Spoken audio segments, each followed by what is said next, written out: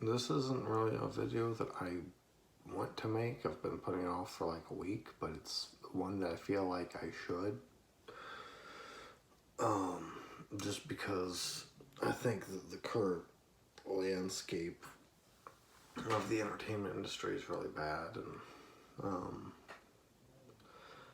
it's gonna be really hard for me to talk about this without like getting into personal beliefs and talking about my personal perspective on stuff. But I'm gonna try to do that. I'm gonna try not to go off on any particular ideas or groups of people or anything. I'm gonna try to just be objective and talk about issues from a kind of neutral standpoint. I've said many times I don't really like talking about politics, and I certainly don't like talking about social issues. But I do have to touch on them more than I have in the past to fucking make a point. I'm politically independent, and I don't even know if I should say that. I just don't follow politics because I just don't care. Both sides of the political spectrum are corrupt. To become a politician, you have to be a corrupt piece of shit, because no matter how noble your intentions are at the onset, you're either going to play ball or you're not going to make it anywhere. That's just how it is. It's just everyone in that wants money in that world. And if you aren't making money, if you're not willing to be paid by the people that want to pay your group, then you're not going to make it anywhere.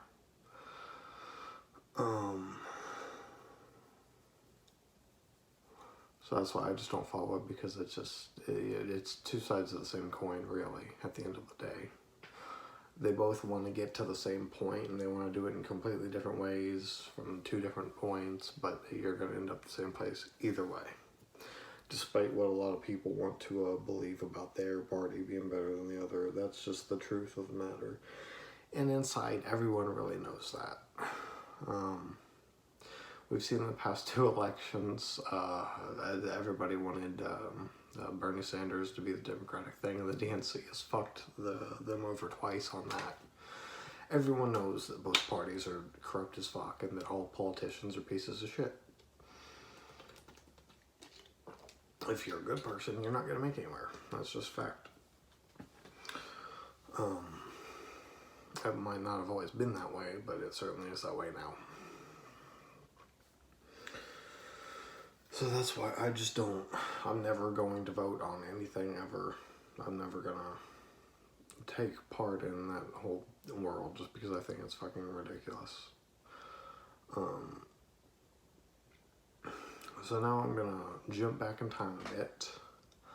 Around like 2011, we started seeing an uprising in the school shootings and stuff. And that's when people started kind of jumping into the political world a little more. I mean, there was already a start with like George Bush, and I don't know anything about George Bush's presidency really, because I certainly didn't follow it when I was a kid and I didn't care. But I know a lot of people didn't like him because I guess he said a lot of stupid shit or something. And then a lot of people made a big deal about Obama, obviously, because he was an African American. And obviously there's controversy with him, like, raising the NSA's ability to spy on people and stuff, and there's a whole thing about that. There's all kinds of conflict over the economic recession of 2008 or something. I don't fucking know. I mean, there was all kinds of controversy. And around 2011, when the school shootings were starting to like get really rapid, 2012, that's when like people started really getting more involved in it with the whole like gun debate. There had been the abortion debate going on for a while, but then the gun debate happened, and the people following politics started getting bigger.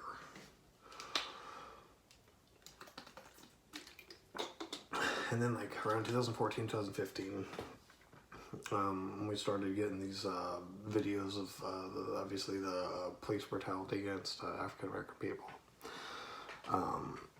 There was like the George Zimmerman thing. Then there was the guy who like got put on the ground and he was overweight and he ended up suffocating and stuff. And there was that was starting to really set off. And then 2015, 2016, obviously Donald Trump starts running for presidency. He starts making some racially insensitive comments. Black Lives Matter gets started, and everything's starting to go crazy. And there's just like this big boom in politics. And this is kind of where the crux of this video is coming in. Obviously, there was a lot of shit going on around that time.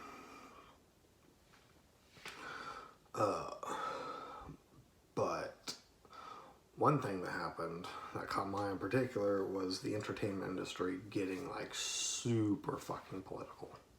And not political in like sharing ideas, but like 90% of entertainers in the United States went out of their way to sit there and campaign for Hillary Clinton and campaign against Donald Trump and make all kinds of videos against Donald Trump and shit. And I just thought, like, what the fuck is this? I mean, the way that they would talk to people, it would be like they're talking to people like they're fucking mindless drones. Like, hey, you don't know how to make the right choice, so let me tell you how to make the right choice. And it really made me see that a lot of entertainers really view themselves as like above normal people.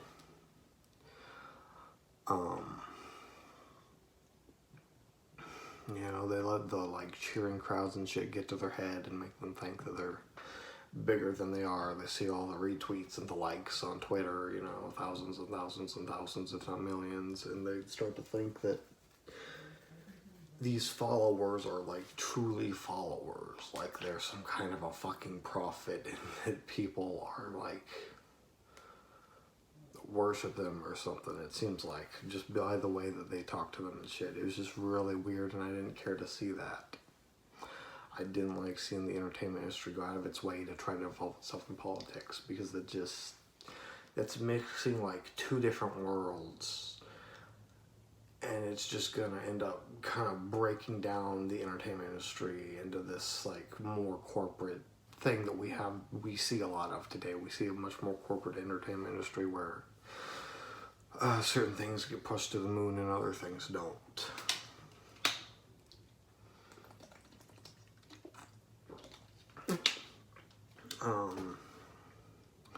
And obviously Donald Trump becomes the president because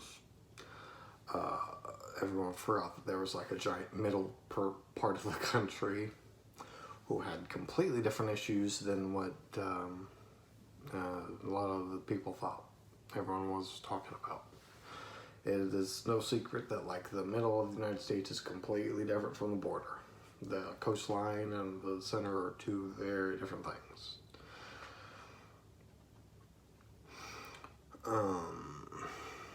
And the division has certainly grown a lot in 4 years, and I'll talk about that later. But yeah. So then, 2017, the Me Too movement starts with women coming out against their sexual assault people. It's kind of started with like Bill Cosby and then Harvey Weinstein, and then it just like exploded. And once again, there was a lot of like, not necessarily entertainment, it certainly involved the entertainment industry, but there's a lot of media put on that. And I think it's great that women finally did kind of come out and talk about that, because I always thought it was really weird that, like, I understood the idea whenever a woman would talk about it in the past, where they would say, like, they don't want to relive it, they just want to move on. But in my mind, I always thought, but if you don't say something, then someone else is going to be the victim as well. You've got to have this person punished when they did something wrong. So I thought that was good, but the way it just got, I don't know if I want to say it got politicized, but it was just all over the media, and there was hashtag Me Too and shit, and they were put on magazines and shit, and I just thought, this is a lot of fanfare, and it's really perverting what this is. This isn't to make anyone a celebrity. This isn't some popular thing to cheer on. This is a horrible revelation that this has happened to this degree, and everyone of course has known for so long that this is happening, and no one wanted to say anything, and it's just disgusting and gross for everyone involved. There is nothing to celebrate here. This never should have been allowed to happen to this degree. there's clearly something wrong here, but it got like blown the fuck up in the media. To the point that people obviously took advantage of it and stuff, and I'm not gonna get into all that, but it just became fucking media frenzy rather than what it should have been, which is getting justice for these people.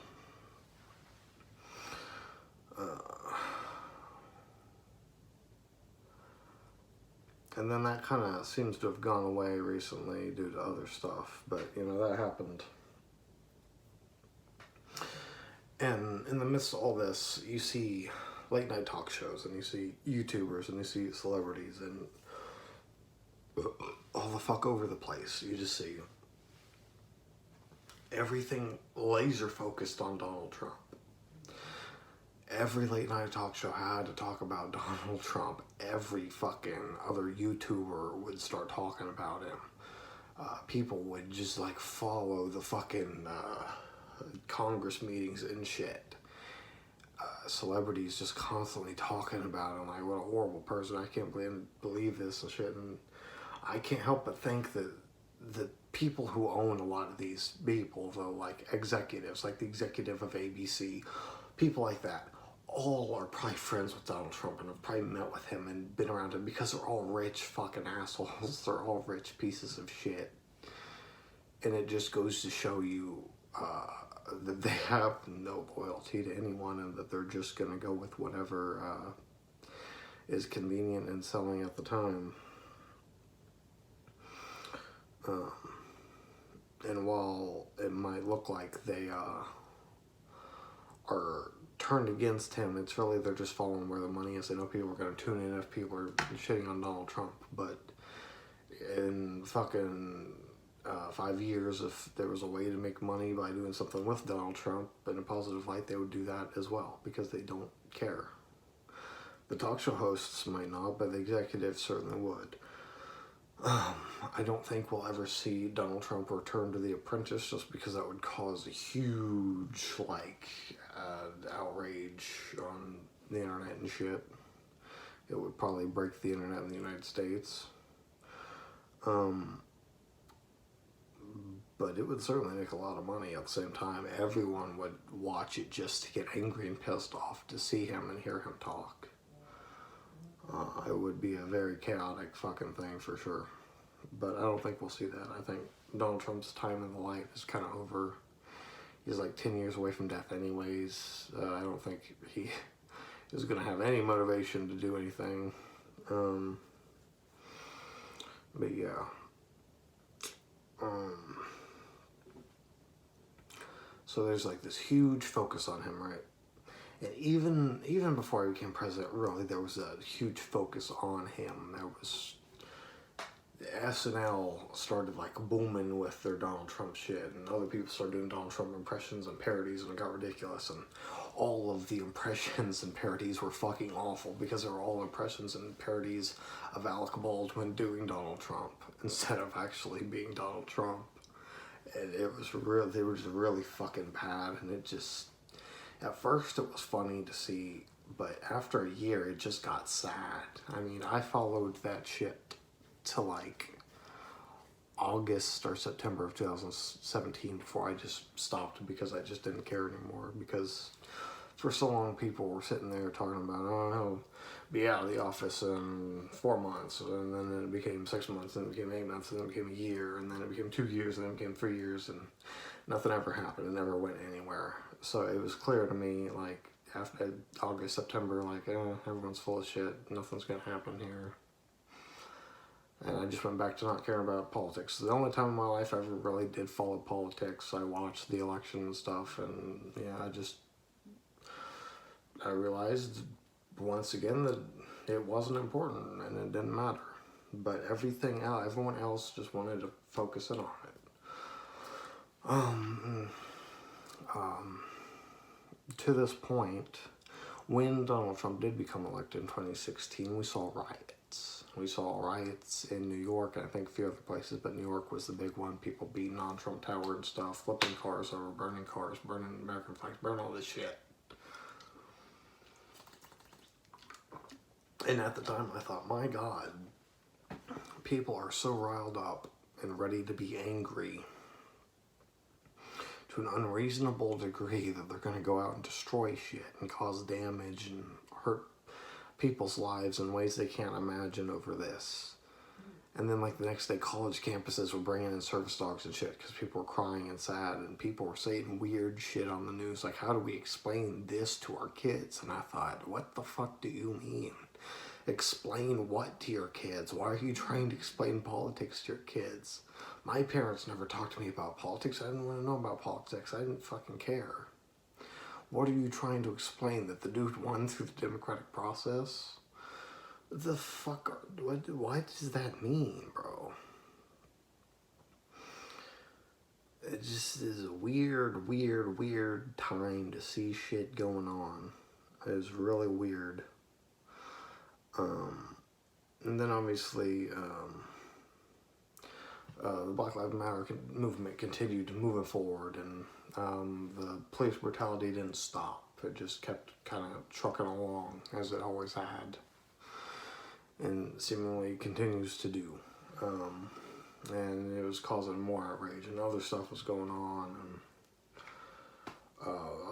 all kinds of shit. More shootings, more police brutality, all kinds of shit. But the issue with this was that the media, and in particular entertainment, which is the point I'm really trying to target here, all just kept bringing up Donald Trump alongside these things. Entertainers sitting here crying and talking about like what a tragedy this is, and then going off, oh, Donald Trump is fucking up everything and shit.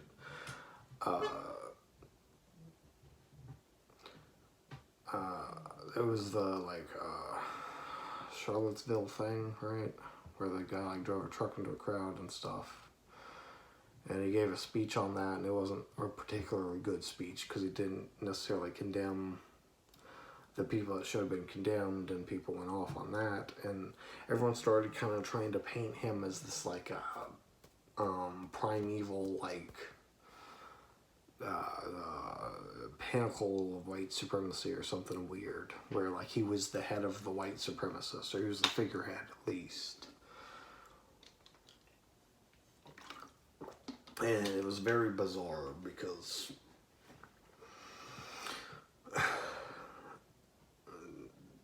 I mean, he said some racist shit, but he's not part of an organized faction of racists. And that's another world away from him. And I understood what a lot of people said at the time, that white supremacists felt more comfortable coming out in the streets and speaking their opinions and shit. It was like the Tiki Torch March and stuff.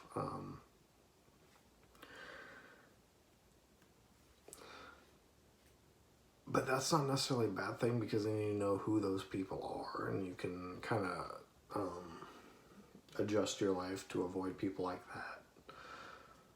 It's not always a bad thing to know who the people are in society that think that way, that are potentially dangerous people. Obviously, the Charlottesville thing was horrible, but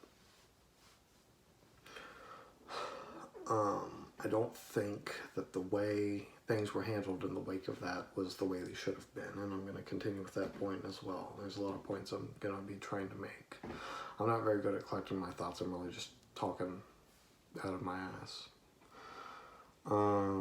There was another thing going on in media, especially in entertainment, like on talk shows and stuff. Like Donald Trump is a Russian puppet of Vladimir Putin thing was going on as well.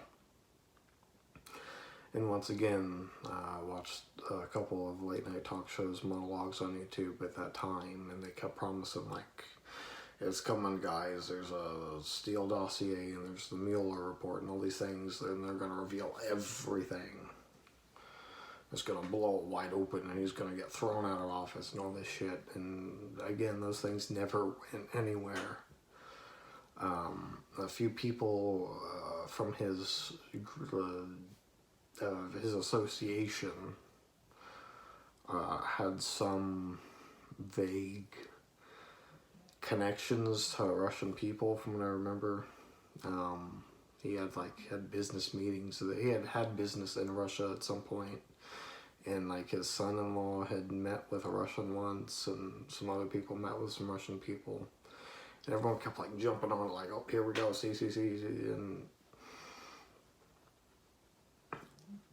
they would immediately like get indicted and thrown in jail or whatever the fuck, but nothing ever really seemed to happen and come back to Donald Trump. And at the same time that all of this is getting talked about, people are looking at his Twitter and looking at the things he says in meetings and shit and his rallies and making fun of how stupid he is and he's an idiot and what a moron and all this shit.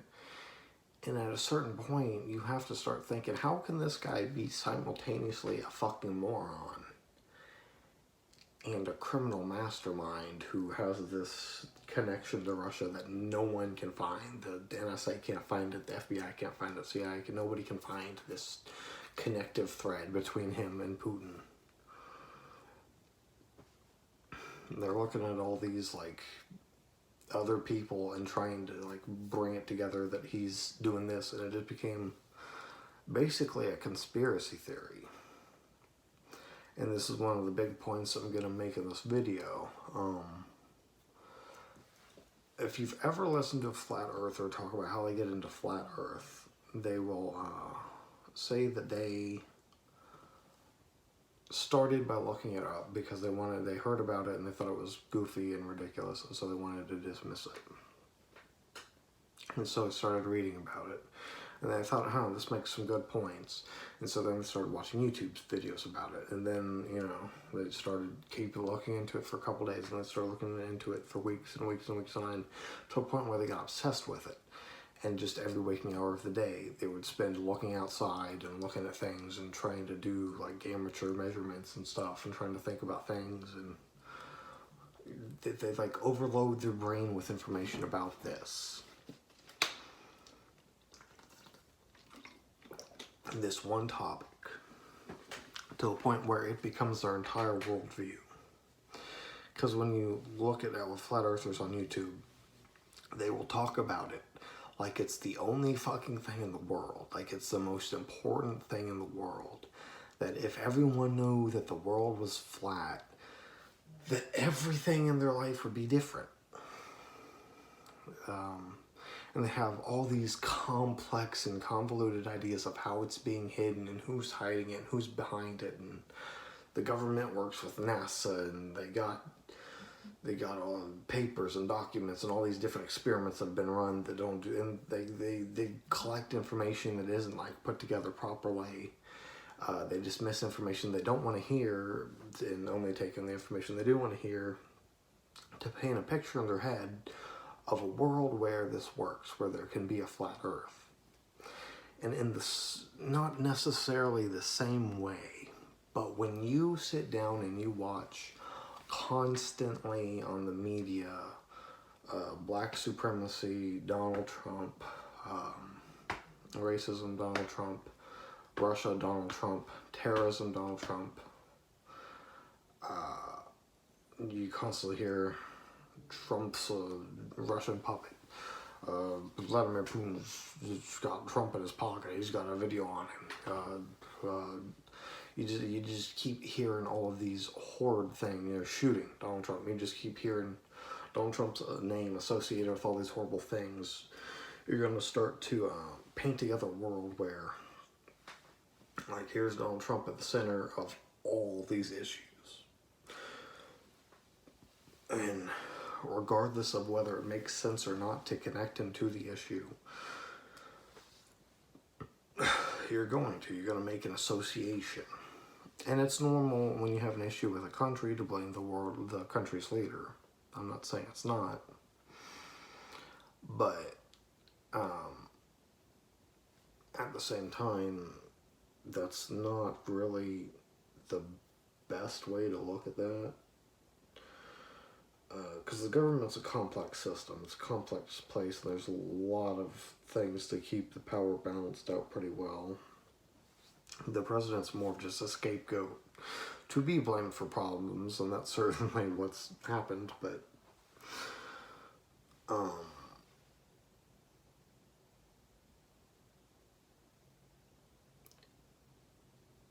it's not necessarily as simple as just saying Donald Trump's the president, therefore these horrible things are happening. That's a very disingenuous way to view that. And that if he wasn't the president, these things wouldn't be happening. And that's just a very disingenuous way to view that. And I'm going to come back to this point to kind of finish it. But, yeah.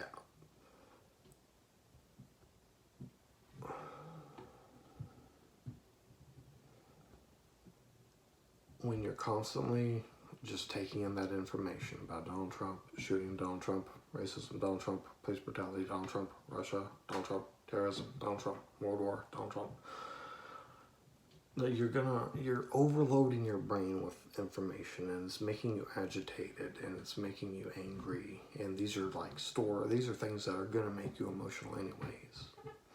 But because you're emotional and you're getting angry, you're gonna start viewing like whatever your focal point is as like the prime evil, in the same way that like the flat earthers will view flat earth as like the end all be all of life, that the whole world has to know about this and that the government is evil. People are looking at Donald Trump as the like end all be all of the world, and he's going to bring the world to heal, and he's going to destroy the world, and he's going to fire nukes everywhere, and he's going to destroy everything because he's just unstable, and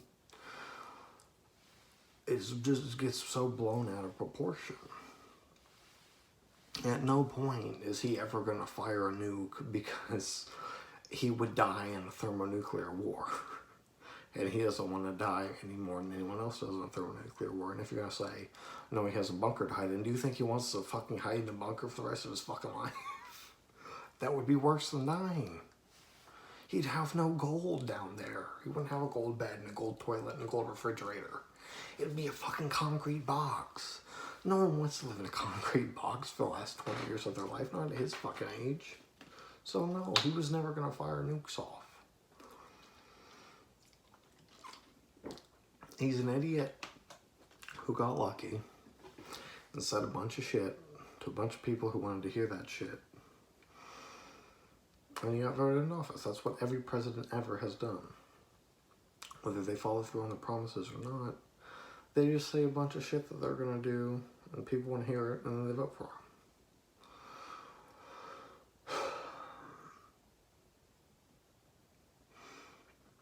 Even if a bunch of racist people became more comfortable once he became president to go out and do things, that doesn't necessarily mean it's his fault that those things happened. You can certainly criticize him for not coming down on it harder, but to say that it's his fault that white supremacists are being white supremacists isn't exactly legitimate. You're free to criticize him for not condemning them entirely, but blaming him for them existing is not really going at the root of the problem at all. That's you're going at like the problem in the wrong direction. Basically, you're never going to solve the problem by doing that, because he has nothing to do with that problem really. He's like, if at all, a part of it, a very small part of it. He's not the center of it.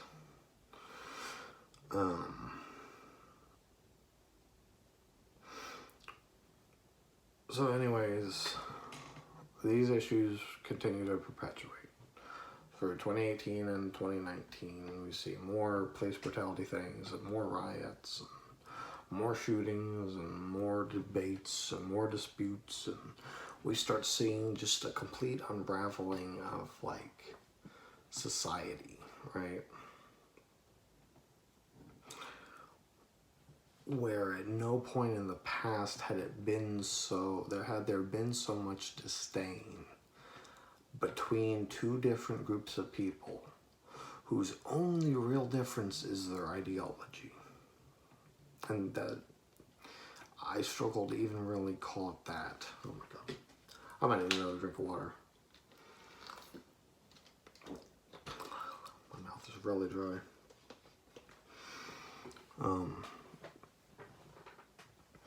Never before had I seen such a fucking disdain between two groups of people as I started to see between not even Republicans and Democrats, but just people who voted for Donald Trump and people who didn't. If you did or did not, there would just be, you just hear like constantly just bitching and moaning and just people saying awful shit about the other side. And I mean, I've been around both of them. I've been around people who voted for Donald Trump and think he's the greatest person ever, and I've been around people who hate him and think he's fucking awful. And I just can't really understand the disdain these two sides view each other with. There was just this big fucking, because of what I said, the like hearing Donald Trump racism, Donald Trump shooting, Donald Trump Russia, Donald Trump, you know, because of that, people who didn't vote for Donald Trump started to view him as all of those things, and as well his voters, and you know refer to their voters as Nazis, that they're brainwashed in the same way that Hitler brainwashed Germans, and that they're all racists and they're all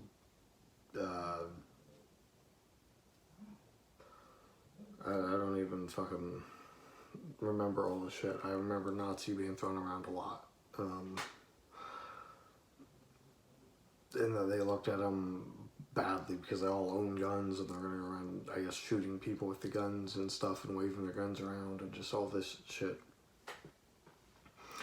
And then on the flip side, you have like the indoctrinated snowflakes, what did they call people who didn't vote for Donald Trump? I don't even remember.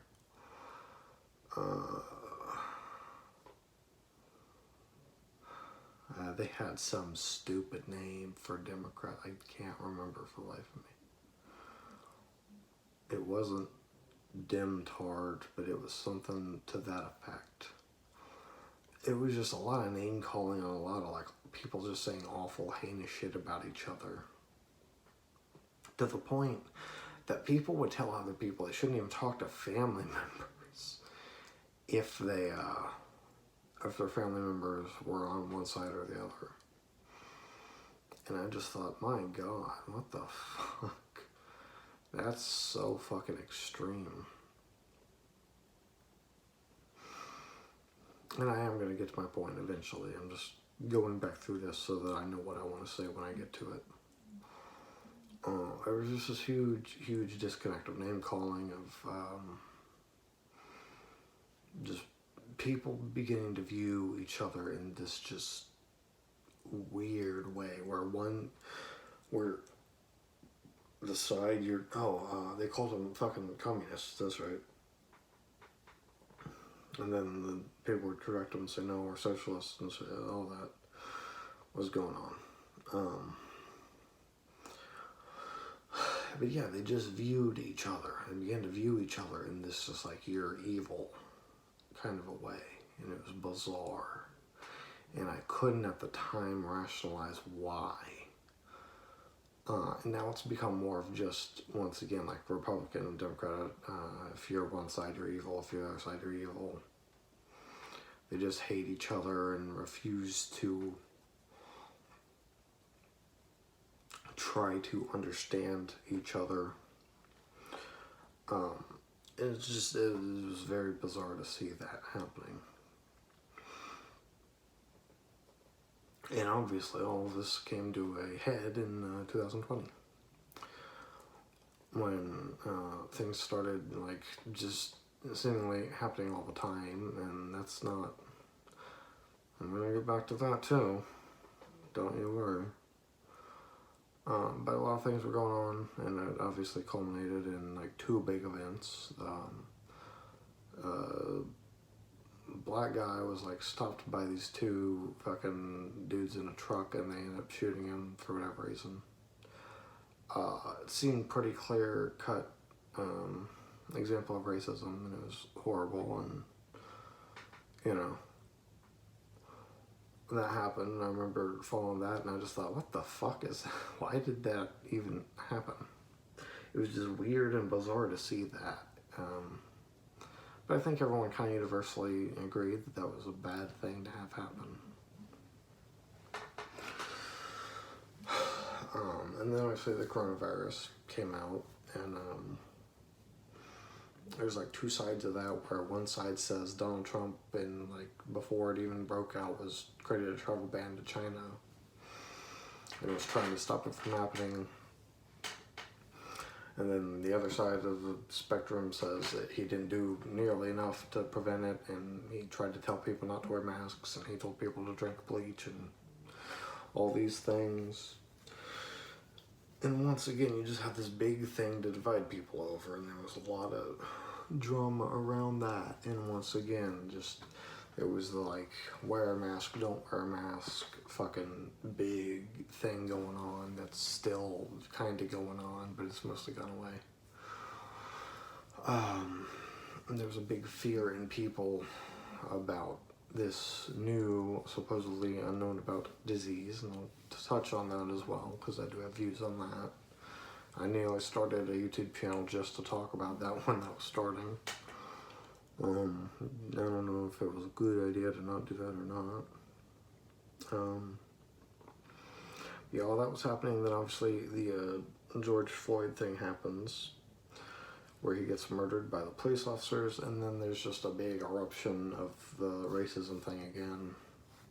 And it finally got to a point where just everything just fucking went to holy fuck, where you just saw riots all over the fucking place, and then people jumping on the riots to make more riots, and riots everywhere, and some weird organized shit was going on inside of that to seemingly perpetuate it and keep it going, all kind of culminating in the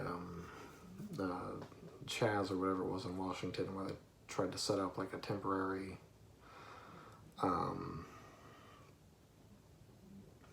settlement, basically. They took over a few blocks of a city. And once again, they came to this whole like putting Donald Trump at the center of all this, and then there's more of that, and there was more reported like police brutality things, not all of which were quite the same situation as George Floyd, but obviously people just didn't want to see that. They didn't need to see that, and as it continued to happen, people just kept going out and destroying shit, and it just kept going fucking crazy.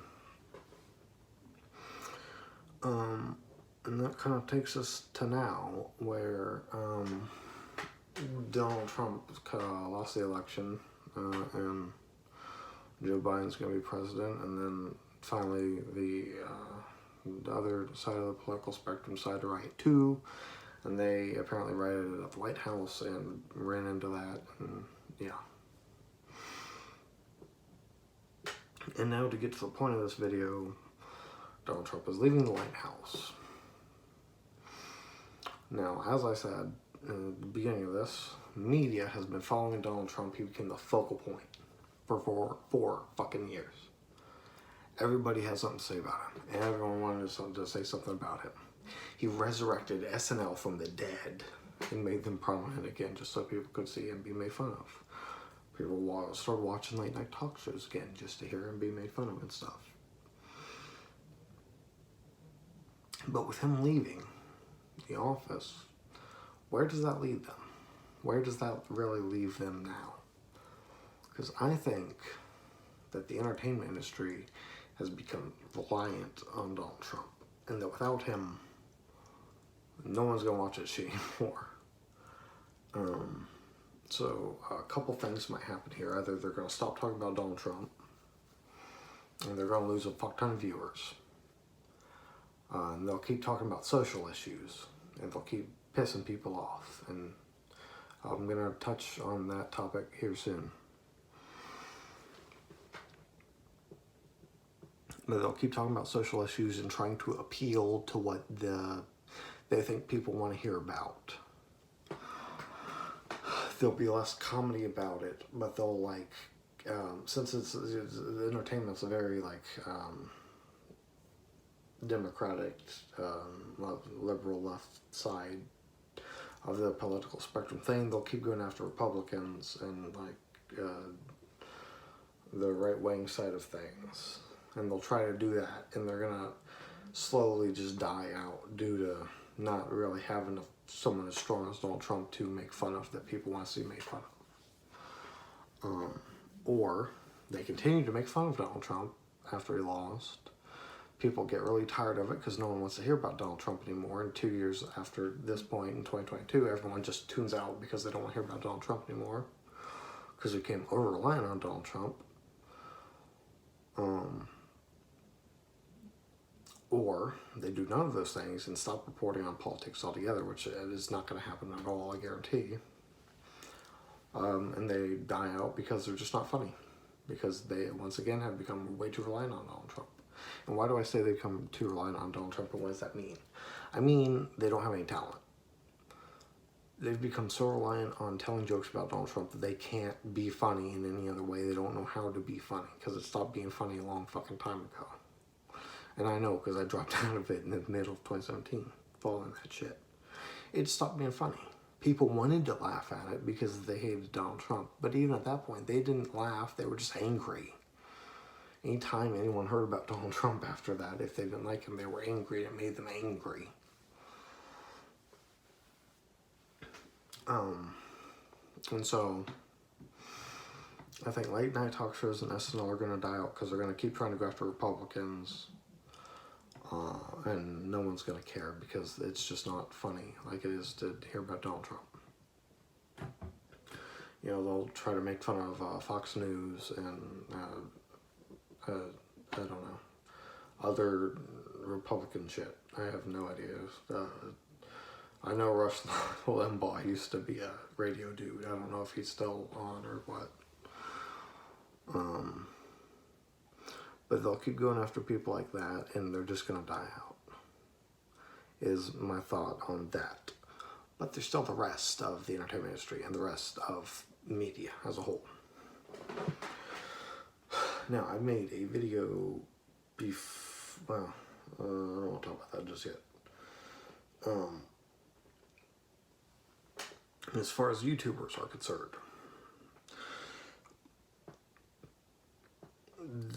way too political. Nobody follows a YouTuber to hear them talk about politics unless that's their shtick.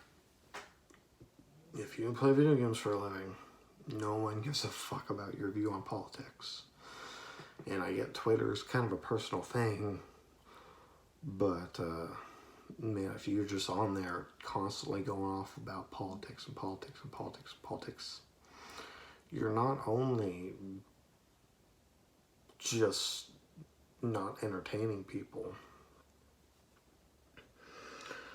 you're alienating anyone in your audience who might think differently than you on the political thing.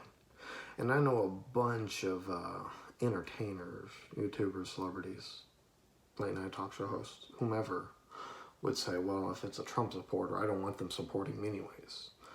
But the thing is, if all your Democratic followers stop following you because you're no longer talking about politics and bitching about Donald Trump, and the Trump supporters actually liked you for your personality, then now you have no fans and you have no career, and you're fucked.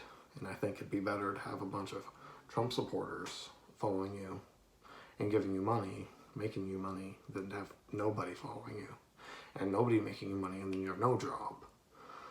If you've got kids in a house and a partner, do you really want to put them on the street just for a social cause to say fuck Donald Trump supporters? No, that's ridiculous. So, yeah, that's a very stupid mentality to have, and they shouldn't have talked about politics so much, in my opinion.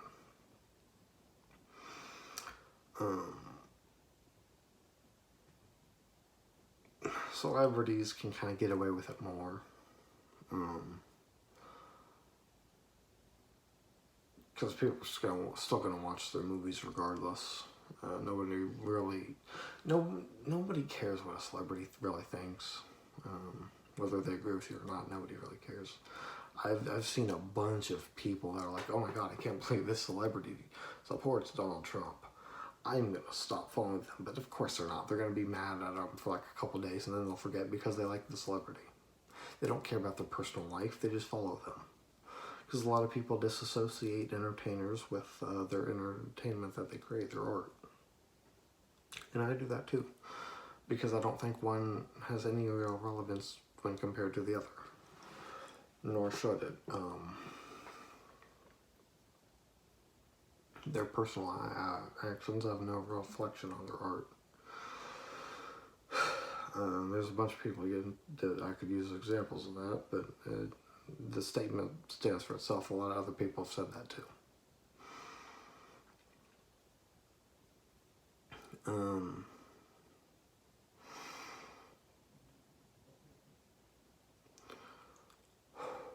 So, for the point of this video, mental health has been a big topic for the past decade. It's been becoming bigger and bigger and bigger and bigger and bigger of a thing. Mental health. And I don't like that term. I don't like a lot of the things around that, but I understand what it means and I agree with the idea of it.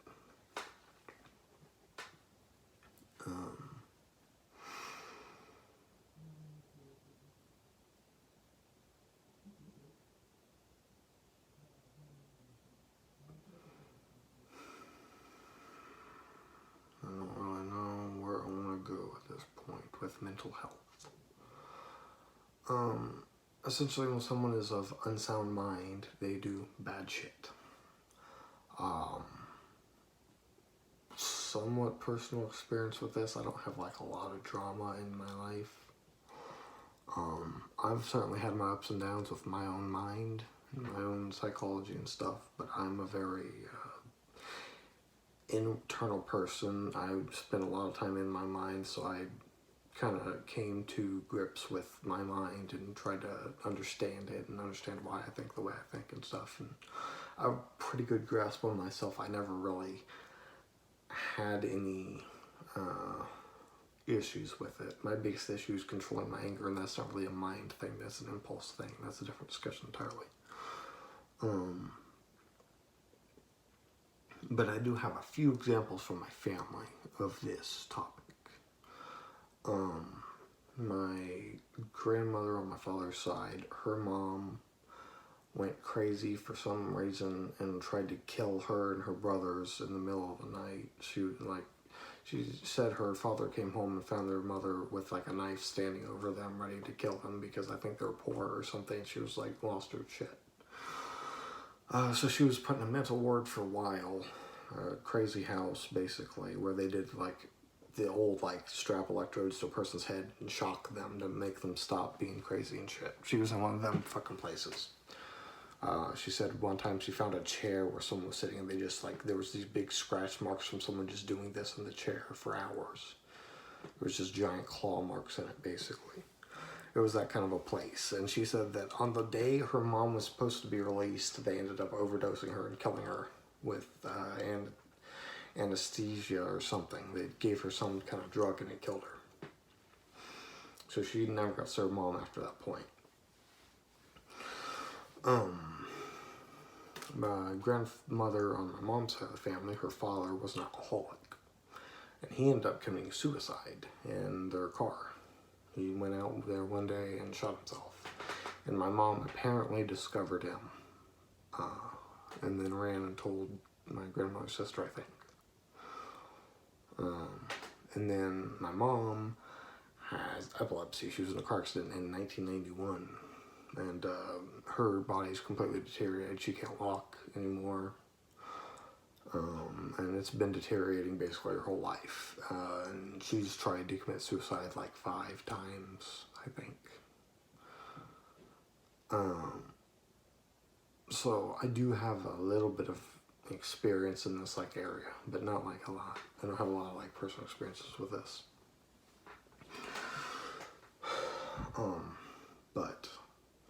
it's clearly been a big topic with suicide rates going up and people being angry and the shootings and the violence and all this shit. All the crazy shit going crazy. There's been a lot of talks about it with chemicals and chemical imbalances and all these things. But one thing nobody seems to have brought up is overexposure to a certain medium.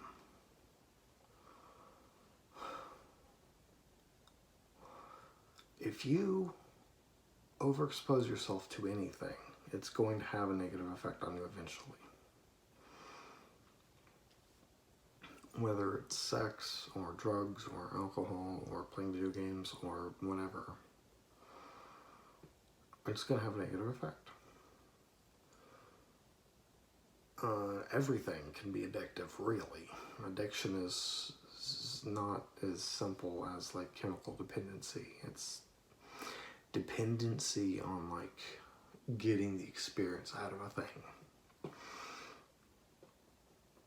And with everything I've talked about thus far in this video, I would like to propose a new psychological phenomena.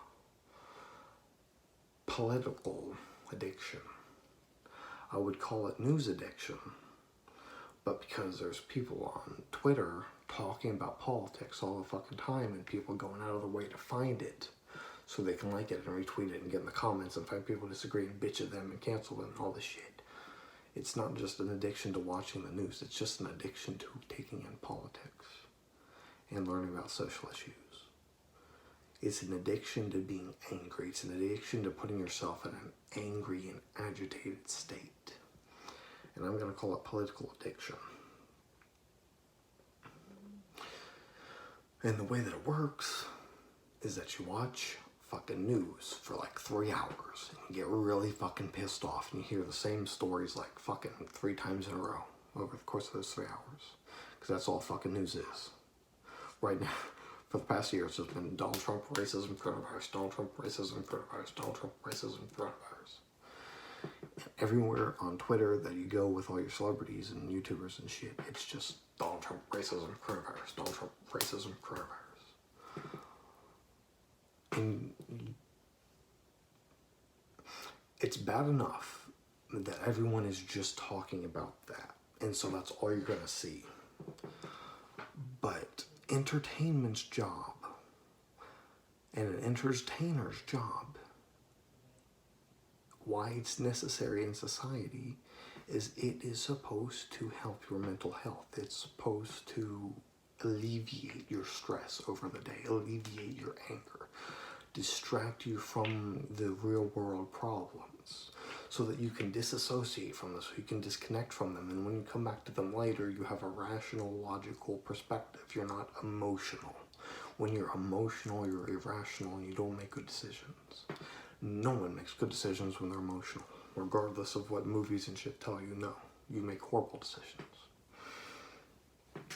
I know that from personal experience. So an entertainer's job, an entertainment's job, is to help you disassociate and disconnect from that. But people are already going out of their way to just find politics and find things to make them angry and find shit on Donald Trump to make them pissed off.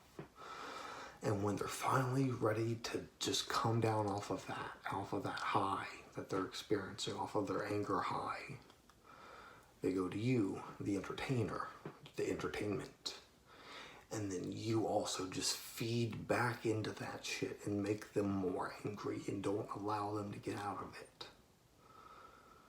It's like if someone's trying to go to bed after drinking all fucking day and then someone just comes in and starts pouring beer down their fucking throat and holding their hair so that they can't get to sleep. It's basically the same thing. You're just feeding back into that and making them like marinate and fester in their own anger and hatred and disdain. And so, in that regard, entertainment and entertainers aren't doing their job. they're supposed to help improve mental health, and in fact, they have been damaging people's mental health for the past 4 fucking years.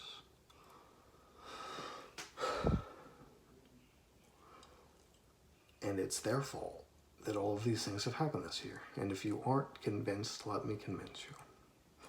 So I made a video on The Boys last year. After I watched it, I thought, my God, it's just too fucking political. They had a new character, Stormfront. They introduce her. She starts off as an interesting character, and then it just becomes so fucking obvious, just painfully obvious, that she's supposed to represent Donald Trump in some weird way. She's a Nazi. People call Donald Trump a Nazi. She literally parrots shit he said. Like, they're talking about, like, they're super terrorists. People who have powers, and they're, like, terrorists, basically. And she just refers to them as terrorists and stuff. And she says, keep America safe again and shit. Like that. And there's a scene where she's talking to, what the fuck, Homelander's kid.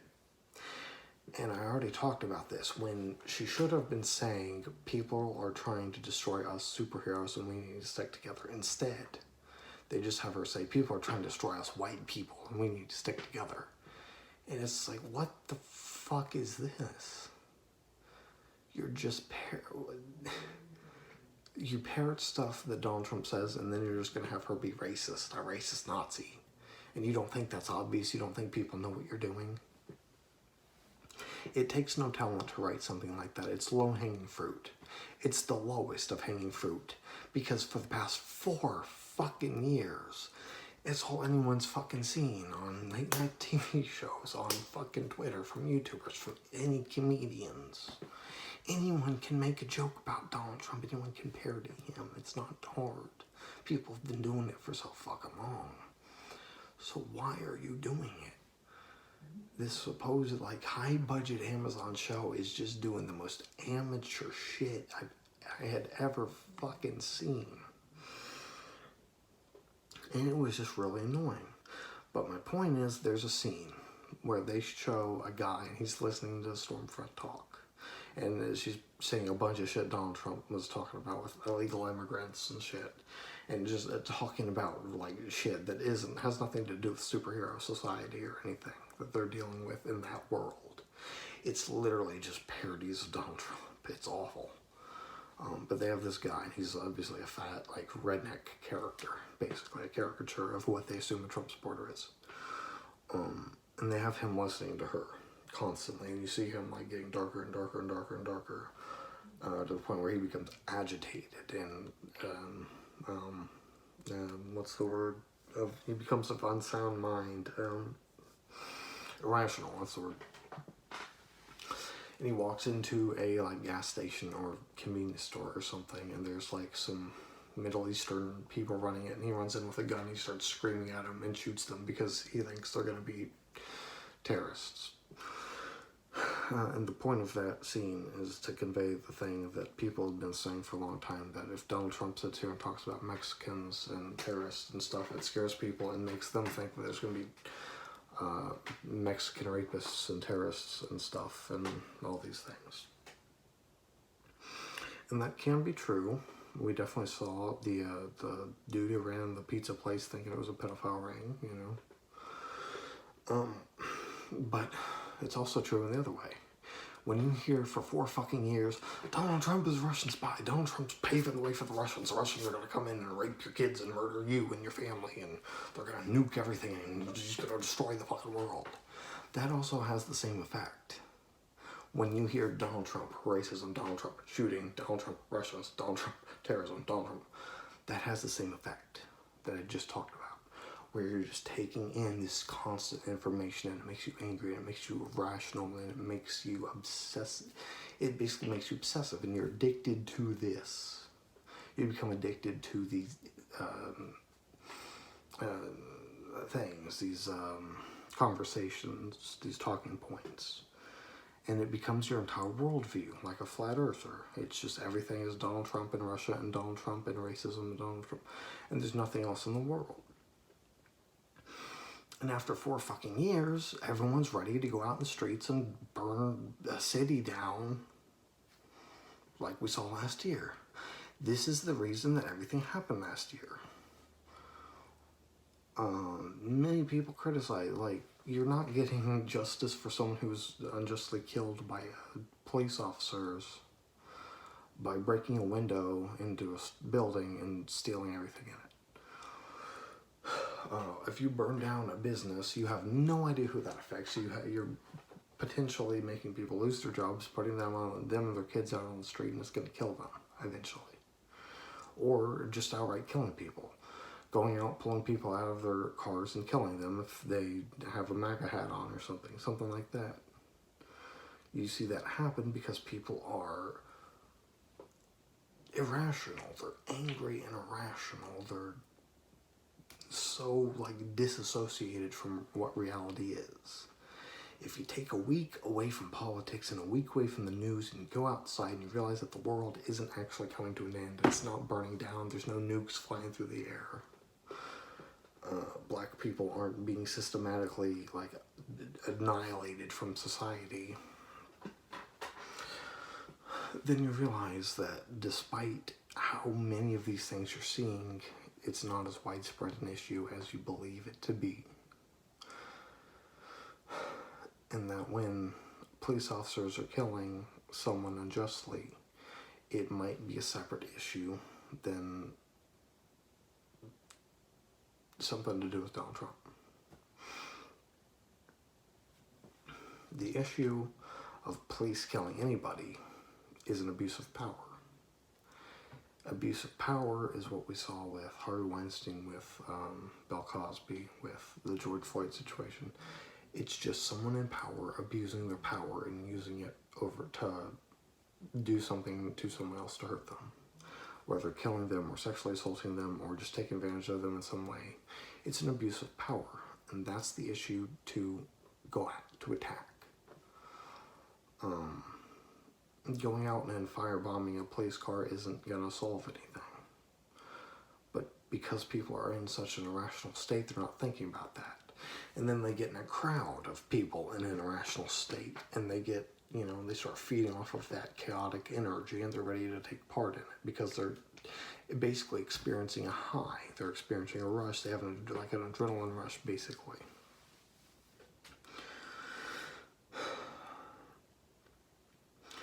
So my point is, if media and entertainment hadn't been creating this feedback loop, this echo chamber of, like, evil Donald Trump is destroying the United States of America and murdering everybody, and he's going to bring everything crashing to the ground, that maybe people last year wouldn't have burned half the fucking country to the fucking ground. And that's an exaggeration, of course it is, but that's my point. It's not that these aren't issues, but it's that they get exaggerated and people draw comparisons between the issues that don't necessarily exist. Police brutality against a black person may, in fact, have some racism involved in it. But I don't think that means every time it happens it involves racism. I think the issue to tackle with that is abuse of power. It's the fact that a person is a police officer who shouldn't be one, who's not responsible. They're irresponsible, they're abusing their power. Just like Harvey Weinstein abused his. It's the same issue. If a police officer sexually assaults a woman during a traffic stop, that's not racism, that's abuse of power. It's not misogyny, it's abuse of power, and that's my point. I think people have been going about these issues in the wrong way. That's what I'm saying. Because they have this feedback loop of Donald Trump and racism and misogyny to a much lesser degree. That's what they're, like, perceiving everything as. They're perceiving every single thing with that lens, with those labels across it. If it happens and it's bad, then it's got misogyny, racism, and Donald Trump literally written on it to them because that's all that is in their mind. And I think if entertainers and entertainment did its job, and their job, throughout the past 4 years, people wouldn't have been as irrational with it. Of course, there still would have been demonstrations, and people still would have, called for there to be justice for these people who were unjustly killed and taken advantage of and stuff. But it wouldn't have gotten to this point of the riots and chaos to such a degree. There might have still been some riots, that's inevitable. Some people are going to be pissed off and ready to do that, but it would not have been so widespread. I 100% believe that. Had entertainers not created a feedback loop. And another point with that I'm going to make is that entertainers and entertainment should be much less political. They shouldn't speak on things as much.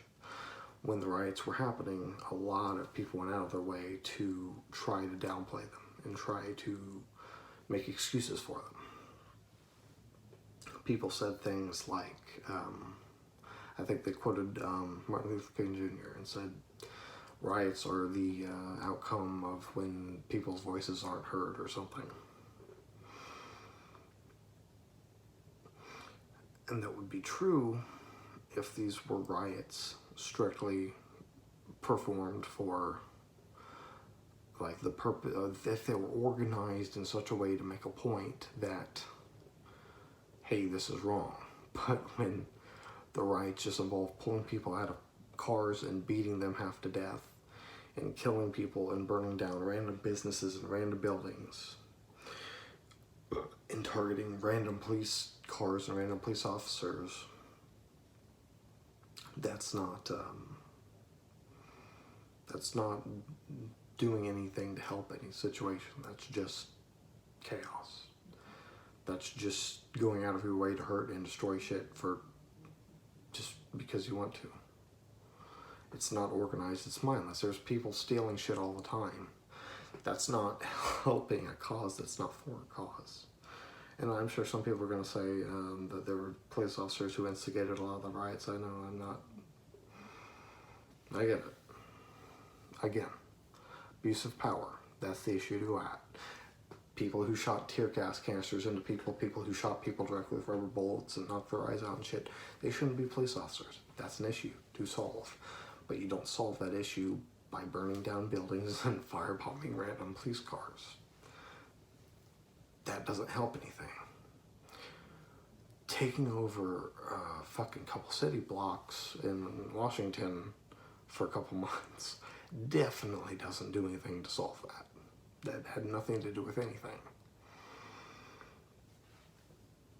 It didn't prove a point, it didn't do anything.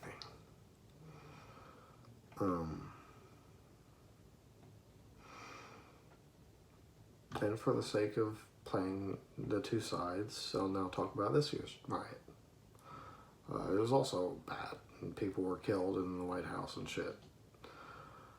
And it's the same thing, but people are ready to hear that part, that when people are told it's voter election and there's corruption everywhere and the evil Democrats are gonna, do all these horrible things to you and they stole the election and shit, and they're ready to riot.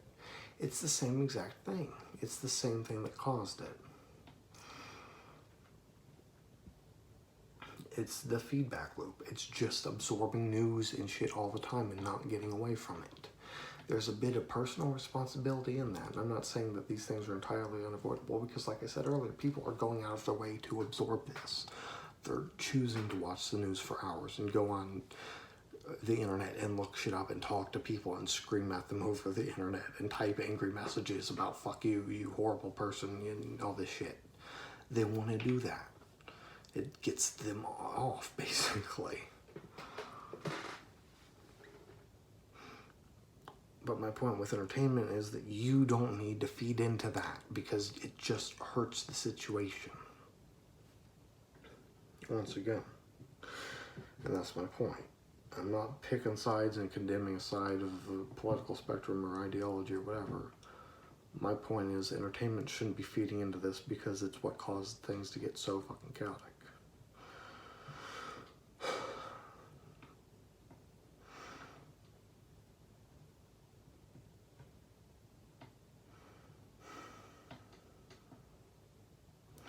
And instead of making excuses for the riots, and instead of making long-winded opinion pieces on the way that things are going on in society and stuff,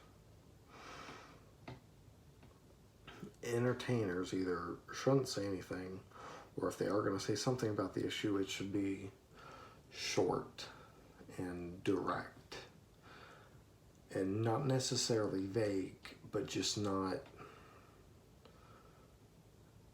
trying to take any kind of a stance. Like saying racism is bad, violence is unacceptable, things need to change. That would be a good message, rather than saying these riots are totally valid because X, Y, Z, A, B, C, D, all these reasons. And then making excuses for people being murdered randomly at random. If you just condemn the violence entirely and condemn the racism entirely, you're making the same point.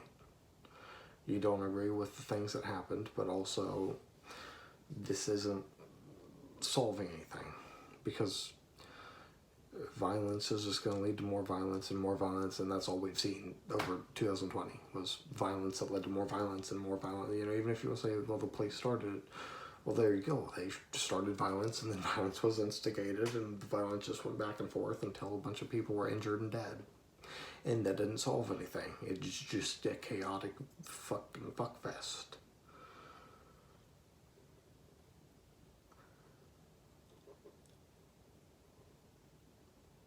Entertainers can certainly have their views, and they can share them somewhat, but they don't need to feed in to the already toxic environment that's being swelled up when these things happen. Because they are just people. They aren't a social pillar. They aren't a leader of people, nor should they be. I hate the idea of entertainers have a community of people that follow them. No, they're just fucking people.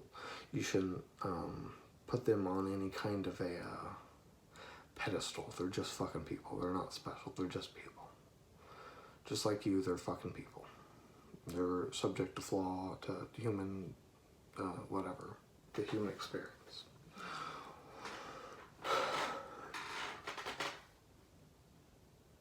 You know, certainly if you're a female entertainer and you were sexually assaulted, you have every right to talk about that and, you know, go at the person who did it so that they're punished. If you were African American and experienced racism, you certainly have every right to speak about that and share your experience with it. But when you're just some random white dude who's rich and you go out of your way to talk about like how black people are basically victims and they're so helpless and look at me, I support you, you know, that's just social posturing. That's just you being a dickhead. You're trying to manipulate these people by pretending to care about them to support you. And I think that's a very shitty thing. Social posturing is basically like when a company puts the pride flag up for a month, and then the second that Pride Month is over, they go back to the normal thing because they don't care. They just want to manipulate you. They want you to support them. You can see this a lot in commercials. If you notice, like almost every commercial now has a interracial couple. They'll have like a black woman, a white dude, and two like mixed kids and shit. And you see it in every commercial. It wouldn't be noticeable if it wasn't in every commercial, but it's in every single commercial. And that's clearly intentional. It's not an accident. It's intentional. And why is it intentional? Because they have a marketing team telling them, hey, if you represent these types of people, then they'll buy your shit and you'll get some social points. And that's social posturing. It's manipulative. They don't really care. They're not representing you because they care. They're just doing it so that you buy their bullshit. And I think that's dirty. I think that's gross. I think that's a shitty thing to do because they're viewing people as mindless drones. And that's a shitty way to view people. People are just people. You're not a drone. I'm not a drone. Nobody's a fucking drone.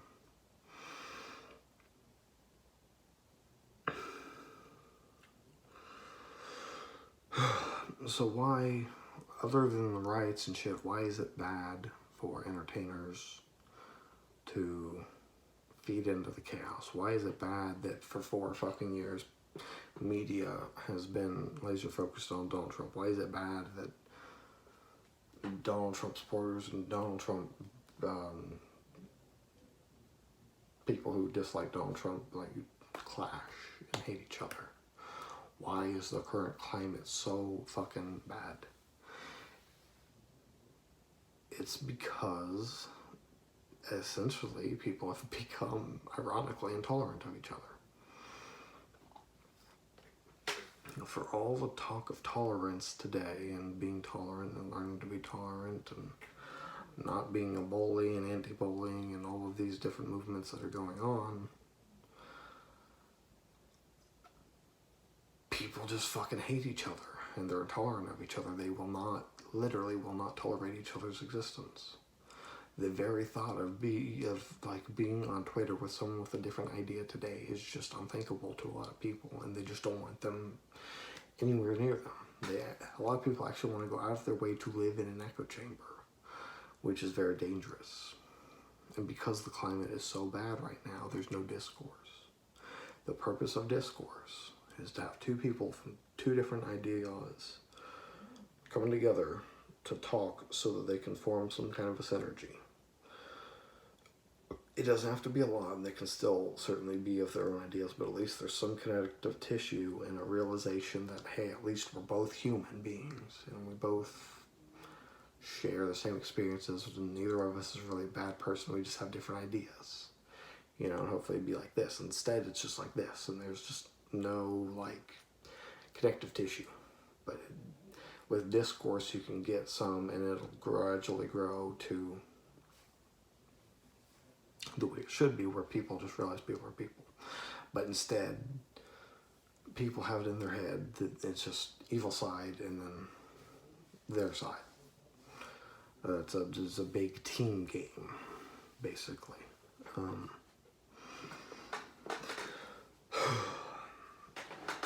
I don't like the ideas of teams or labels or terms or all shit that's popular today. I hate that shit.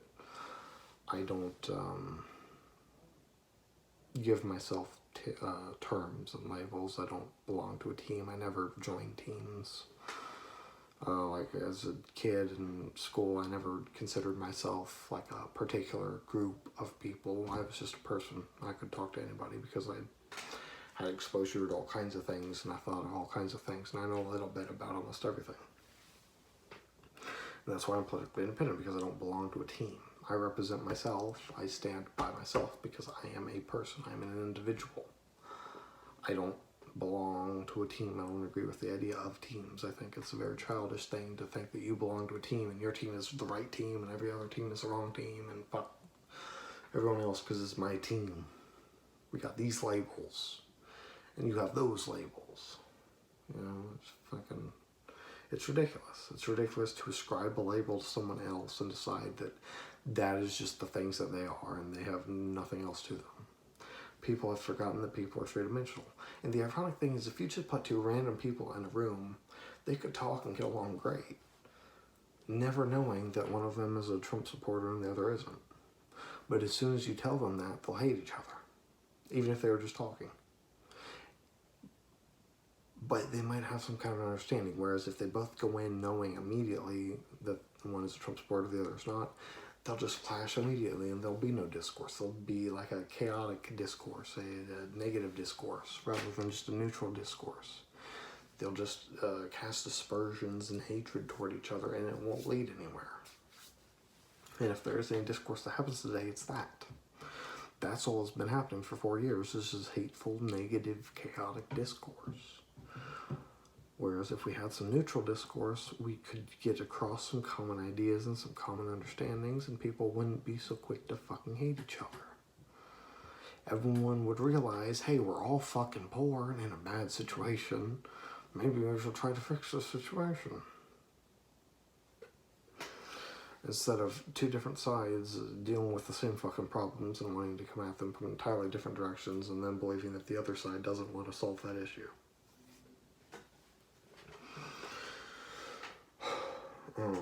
An example of how discourse can work in society.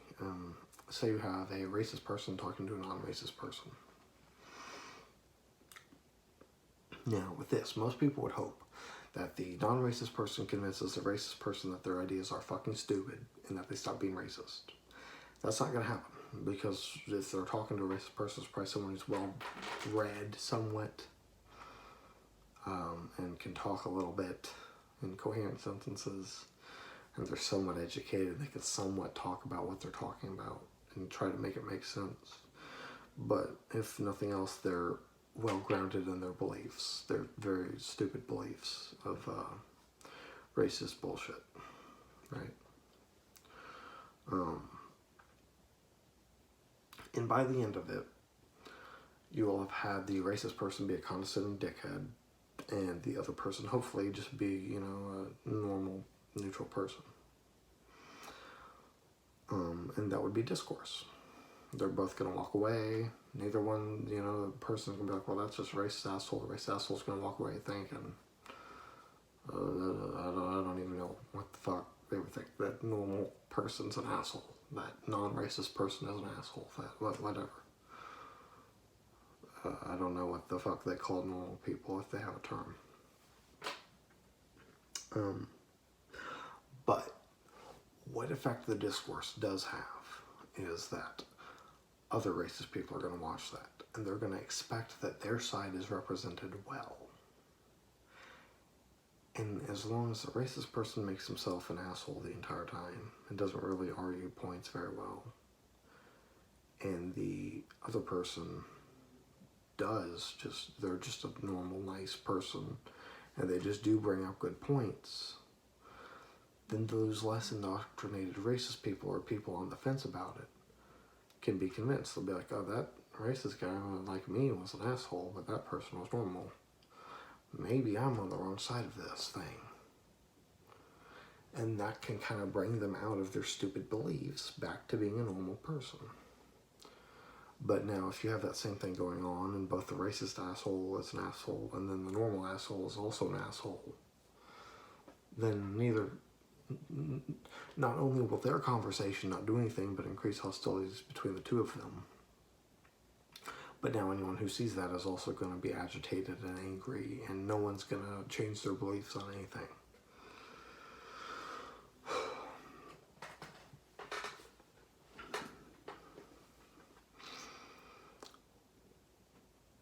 The point of discourse isn't to convince the person you're talking to that their beliefs are wrong. It's to convince other people, when the argument is done, that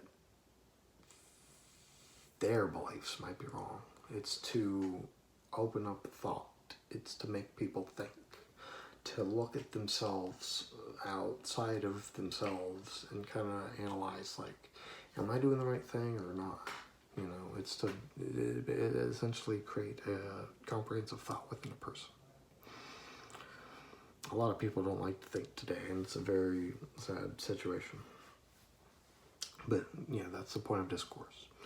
And when people are angry and irrational and riled up, they don't have discourse. Especially today, when censorship is such a big thing. And we see people all over the place calling for all kinds of cancellations, and these people shouldn't have a voice and all this shit.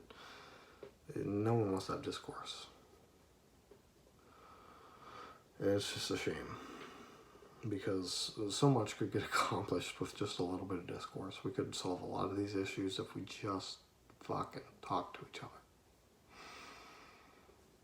And I know it's taken me over an hour to get to that point, but it's just, like I said, I don't script this out. I'm just talking off the cuff. I've actually been surprisingly neutral and very much not emotional, which is good. Because I thought I was going to go off on some tangents about stuff, but no, I haven't been completely neutral, but I've been neutral for the most part. I'm sure people will be pissed off or whatever, but whatever. I expressed my idea well. Take it to entertainers shouldn't feed into the chaos because it closes off discourse. That was like the main point of this. So this is probably titled something to the effect of what effects will Donald Trump's presidency ending have on the entertainment industry. I kind of already touched on that. My hope is just that entertainers go back to being entertainers. They stop talking about politics so much, and that people just go back to living their fucking lives. If you just stop watching the news and following this shit for a week, you'll feel so much better. If you just step foot outside and look around and realize that nothing is really wrong, places aren't burning to the fucking ground. Nobody's fucking dying in massive hordes. Oh yeah, the fucking coronavirus. That's another thing with media and entertainers, they all fed into that shit. So when the coronavirus was happening, right, everyone went fucking crazy because most people don't pay attention in school and don't know anything about diseases. So they heard about this new big scary disease, and they had all the news channels following it. Like, oh shit, this is coming, here it comes, it's gonna hit, we don't know anything about it. And then it hit, and they're like, oh shit, we gotta shut this motherfucker down. So, the government jumps into action to shut everything down, and then the news starts reporting constantly on it, just talking about it, and scaring the shit out of people who are stupid and don't know anything. Telling them they're all gonna fucking die. People are gonna die, massive hordes of people are gonna die, and all this bullshit. You gotta go out, and you gotta stock up on food, and you're gonna buy the toiletries and shit because you're gonna be stuck in your house for months, or else you're gonna die. All of a sudden everyone becomes a doomsday prepper. People who were made fun of for so many fucking years, all of a sudden now everybody's doing it. If it's not bad enough that the news is doing that constantly, it was just all day long just running numbers that are slowly growing, menacingly growing at a very slow and unimpressive rate. Fucking entertainers started doing it too. They started telling people, oh god, you gotta stock up on shit. Oh god, you're gonna be trapped for months. Oh, holy fuck. And so everyone just gets scared because they don't know anything about diseases, and they're just watching all these people that they're watching anyways about politics and shit, telling them to be scared and prepare for the fucking end of the world, basically. It's the end of the world, it's here, it's gonna happen. Everyone's gonna die. In my experience with this, because I don't watch fucking news and shit, as I heard there was a new disease, and I was like, oh, okay. It's Ebola 2.0, basically.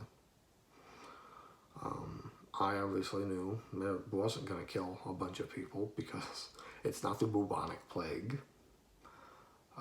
Nothing's ever going to be quite to that effect. We have really good medical science now. So, no, I knew people weren't going to die in massive hordes. But I saw the panic and I saw a bunch of entertainers, of course, supporting this shit, and it just really pissed me off. This is one of the big things that compounded in me, starting doing shit, because like I said, I considered talking about this shit earlier last year, just to try and quell people down, because I thought it was ridiculous that people are acting this way, because they just don't know that this isn't gonna wipe out humanity. It's not that kind of disease, and it's not. I just did the math fucking earlier. In August, I did the math on the coronavirus, and its mortality rate was 3%. 0.03%. Or, well, if you did the math, it's dividing the death toll by the total cases, and it was like 0.03 repeating. So it was 3%. 3% of all people died. You had a mortality rate of 3%. That means you had 97% chance of surviving if you got it. And yet, people were still supporting this idea of like, holy shit, you're gonna kill people if you don't follow all the restrictions, and holy fuck, and oh my god, and it's the end of the world and shit. And I did the math earlier today, because we're still dealing with people like that, and it's down to like 0.21%, or 0.021%. So it's down to 2%. There's a 2% mortality rate with this thing. And people are still just like paranoid as fuck because they just follow it. They're glued to it because they watched the numbers grow for months and months and had people in their fucking all over the place telling them to grab cans and shit. Grab food and grab fucking shit. So they grabbed all the toilet paper, and people would buy bread and shit in massive stocks because they're fucking idiots and don't know that bread expires really fucking fast and isn't going to last them 2 weeks, let alone 4 months. Because like I said, people are stupid and they don't know anything. They don't know anything. They don't think for themselves. They don't look anything up. If people just knew about the bubonic plague and that people survived that, they wouldn't have ever thought they were going to die to the coronavirus. Of course, some people are going to die, but some people are going to die to everything. If you want to take measures to try not to get sick, that's fine. That's what you should do. But Jesus Christ, don't live in fear that you're going to die from this disease. It's not that deadly. It's just a really bad sickness. Fuck. I got influenza in 2015 and it was fucking awful, but I survived. Had it for a month. I fucking had after effects for a year, but I was still alive in the end. It's just, people just follow this shit too much, and if there's one thing I really hope with Donald Trump leaving office is that people stop. I hope entertainers just stop fucking talking about politics and social issues, and I hope people move on with their lives and stop following this shit, because it's just not worth it. You're just agitating yourself. You're just making your life harder and worse, and it's just whatever satisfaction you get from following it, it's just not worth it. Just find anything else to do with your lives. Just take a week off of it and you'll feel better. Take a month off of it and you'll find that you have all this free time to do whatever with. Take a year off of it and you'll be a completely different fucking person than you were before. We need therapists to start like opening up for this. Seriously, we need therapists for political addiction. My grandmother spends all of her time watching the news, so I know exactly what I'm talking about, and she can't stand if she doesn't, because she doesn't know what's going on in the world, and she thinks, for like 10 years, she's been telling me it's the end of the world. Oh my God, people are so divided. She's been saying it for so fucking long, and it's never the end of the world. But everyone for the last 4 years thought it was. Everyone was ready for thermonuclear war at any point, even though in reality it was never even close to happening. That's a sign that you have a serious problem. Therapists need to start doing something for this, for political addiction. Now, I want that to be like a real thing in psychology, and I want therapists to open up so that we can just have hundreds of thousands of people going in for political addiction to find other things to do with their lives. If they got kids, then they need therapists to tell them to be with their fucking kids instead of watching the fucking news. Realize your kid has a hobby and help them cultivate their hobby into a fucking talent, because God knows that nobody helped me cultivate my hobby into a talent, and that's my fault because I didn't share it with anybody. But at the same time, maybe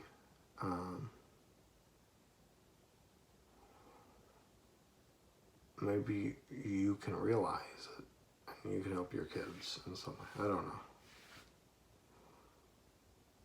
My parents weren't addicted to media, to the news.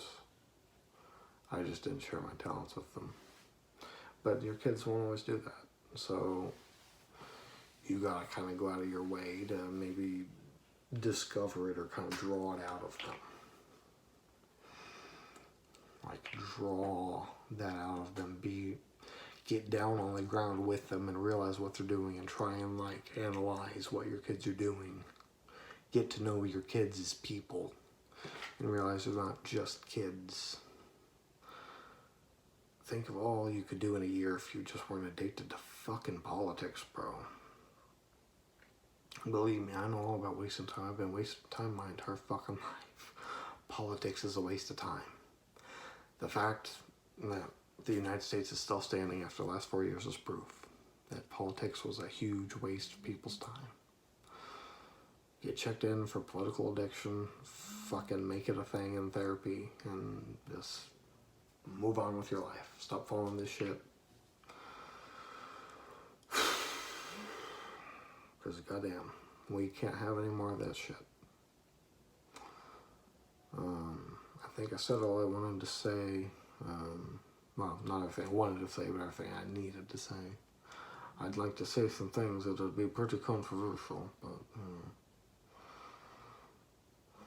naturally I'm a prick and an asshole, and I don't like to be the neutralizer thing kind of person. I like to make things chaotic a bit, but I'm trying to not do that.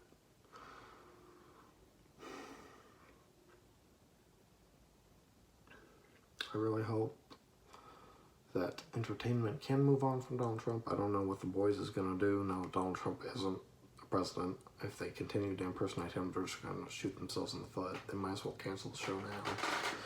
I think talk shows are done forever. They're going to continue to have money pushed into them because marketing teams don't know jack shit about anything, as I've talked about many times. And yes, this is a criticism of the entertainment industry video, even if I did talk about society and politics for a long time. This is very much about the entertainment industry. As far as news goes, news is news.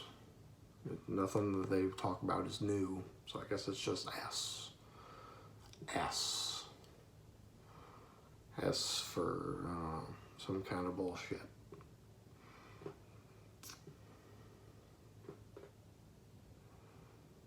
I don't know. I really hope people can just move the fuck on now that all this is over.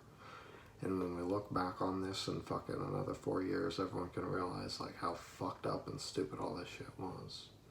And that people can start to admit that they went overboard and they not only did they exaggerate, but they helped to support the exaggerations of certain issues. Like racism is of course an issue, but the idea that every institution in the fucking society of the United States is inherently racist and has racism like rooted all over it is just ridiculous. There's not enough racist people in the country to run everything if they were in positions of power. But they're almost universally today uneducated and stupid. So they're definitely not running anything. Now, at a certain point, they did. Certainly, you know, at the times of Jim Crow, they were kind of losing their power. But before that, like the 1930s and shit, like big members of society were part of Ku Klux Klan, like governors and mayors and senators and shit, for sure. William McKinley? So his name McKinley, the president during World War I, a Democrat, was like the most racist president ever. He was outwardly racist. He said Birth of a Nation, which is known as one of the most racist movies of all time, he said was the best movie of all time. So, you know, racist people definitely used to be in positions of power, but they're not today. And I don't know how people can try to perceive that a institution can be inherently racist if the people running it aren't. But I don't know, it's not reality. Racism is an issue, but the reach of it has been greatly exaggerated, is basically what I'm saying.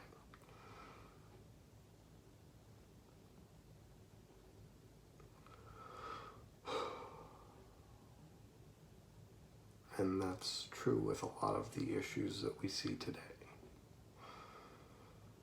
Talked about.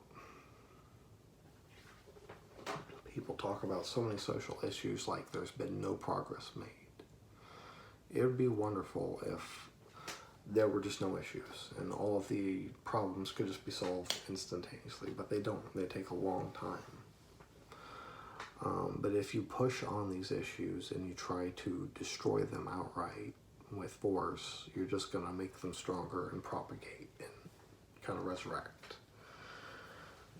Because if there's anyone, say, on the fence about being a racist, and then they see a bunch of people attacking the racist people for being racist, that might push them to their side, because now these racist people are being beaten and oppressed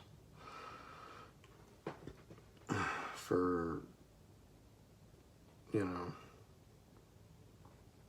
in your perspective, being this evil, awful, fucked up person.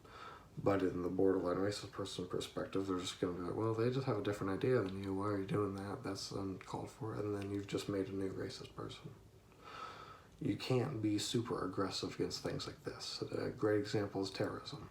The war on terrorism. When you go and bomb terrorists and kill them, you make more terrorists. Because all of a sudden, you've used force unjustly, before they had a chance to do anything to call for what you've done. You've just destroyed them. And you've created collateral damage as well. It's the same thing. You can't fight ideologies with physically. You fight them with information. Like I said, the way to fight racism is through discourse. That's how you fight it. It's by talking and proving that the idea itself is backwards and stupid and fucked up and wrong. It's not by finding out who's racist and then attacking them online or canceling them or trying to take away their voice or do any of that, because that's just, it's actually oppressive, ironically. And whereas you might not view that as being a bad thing, it not only does what I said and kind of making them like a sympathetic to someone who would be on like the fence about being on their side, it also just sets a bad precedent in society. We're supposed to be this anti-bullying society and shit, and we're supposed to be intolerant and shit, and yet some people want to refuse to even talk to someone else for their beliefs. Even if they're fucked up, you still need to talk to them. Just because someone is racist doesn't mean that they're necessarily going to go out and try and kill someone when they see them. They might have a family, they might have kids, and they might be a great parent. Because people are three-dimensional. It's not as simple as you have a different belief, therefore you're bad. And that's kind of the point I was making with the whole, like, Donald Trump supporter versus Donald Trump non-supporter thing. Whereas the idea of racism is bad, the person who has that idea might not be. If you listen to Russell Davis, he's a black musician, I think, who started converting Ku Klux Klan members in the 1980s or something. I forget his whole story, but he talks to them, and like I said, he has discourse. He talks to them and he convinces them that their ideas are stupid, and then they stop being racist. That's how you fight it. That's how you stop it. They're not inherently bad people. They're just stupid and confused.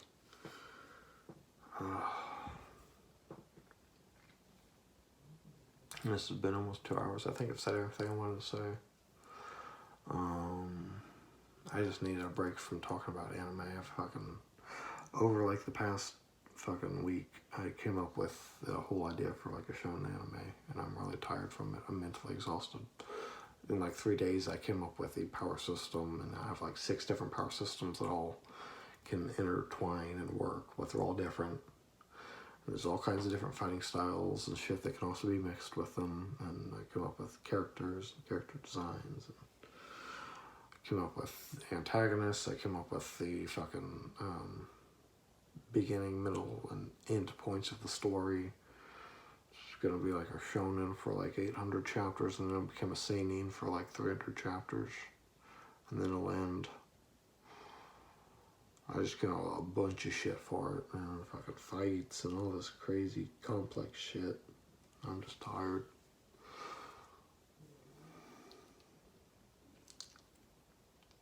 But hopefully I'll go back to normal things.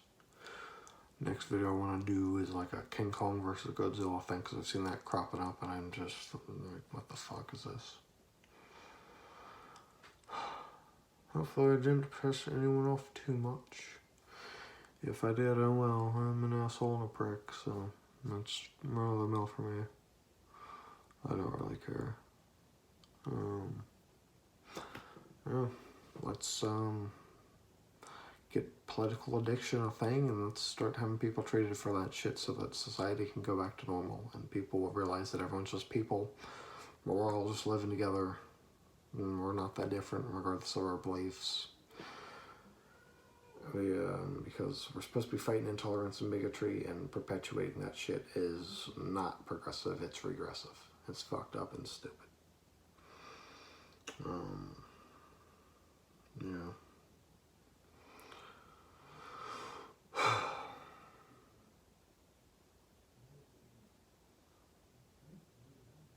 don't think I got nothing else to say.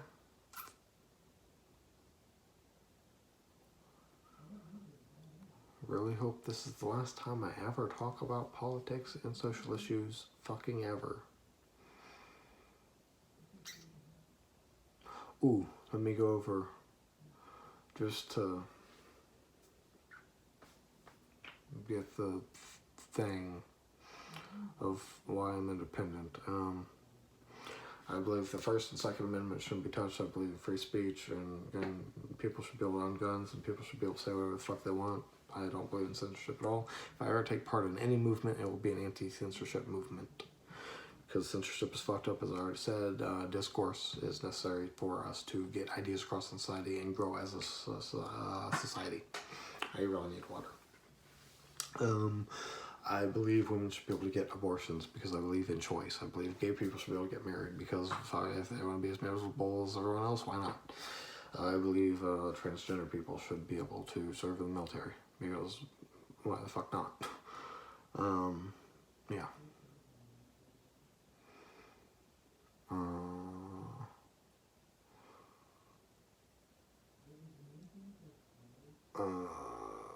As far as healthcare, I don't know anything about healthcare or economics.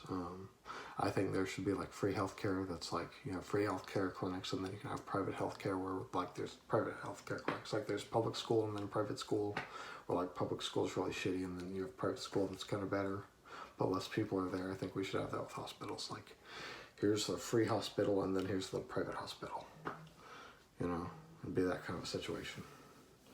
The free hospital will be overthrown with drug addicts and homeless people, and then the private hospital will be clean and have people who want to pay for it. I think that would be nice, and it'd make everybody happy. Yeah, I believe in choices. I think everyone has a choice. I think everyone is responsible for themselves.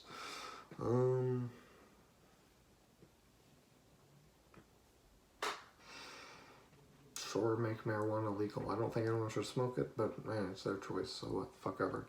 As long as they don't affect me, I don't care. And if they do, if someone on drugs does decide to affect me, then, you know, I'll have a gun and, well, settle that issue swiftly.